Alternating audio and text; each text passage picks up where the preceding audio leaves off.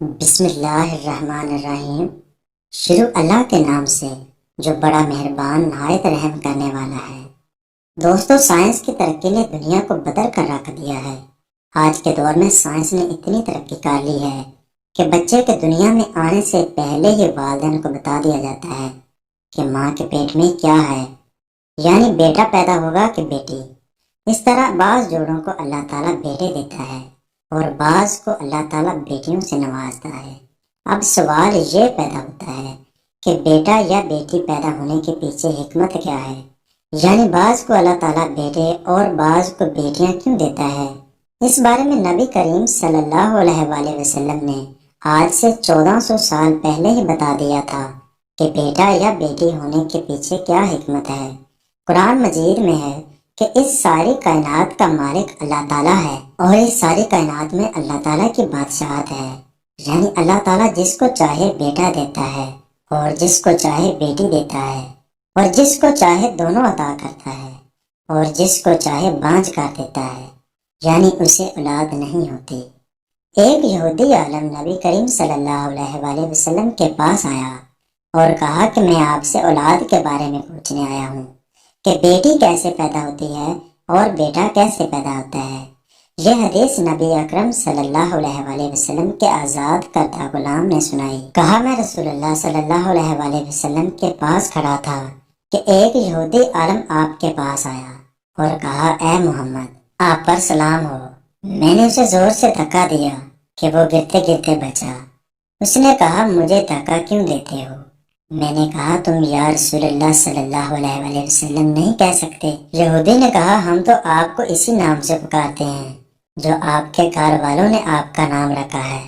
تو رسول اللہ صلی اللہ علیہ وآلہ وسلم نے فرمایا یقیناً میرا نام محمد صلی اللہ علیہ وآلہ وسلم ہے جو میرے گھر والوں نے رکھا ہے۔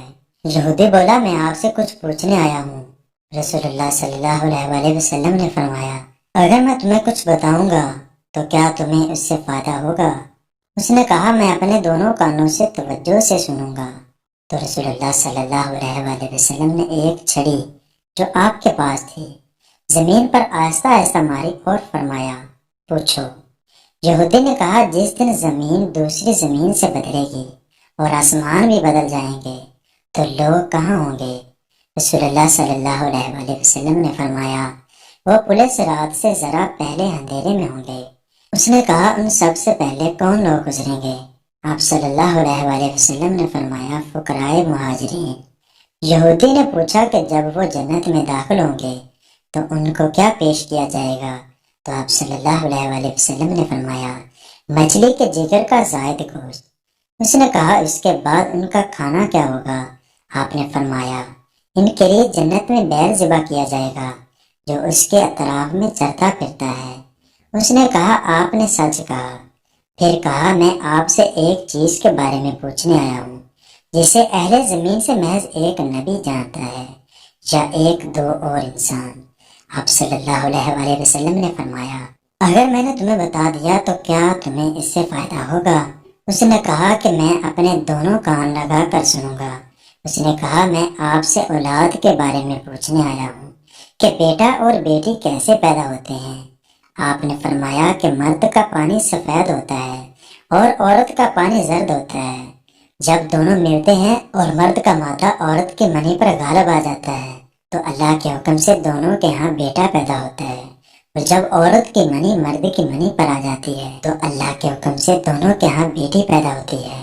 یہودی نے کہا آپ نے واقعی صحیح فرمایا اور آپ یقیناً نبی ہیں۔ پھر وہ پلٹ کر چلا گیا۔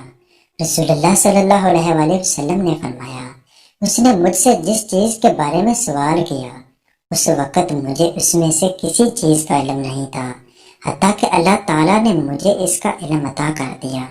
اس طرح بھائیو ہمیشہ اللہ کی رضا میں خوش رہو اور دعا ہے کہ اللہ تعالیٰ ہم سب کو ہزاروں خوشیاں عطا فرمائے۔ آمین۔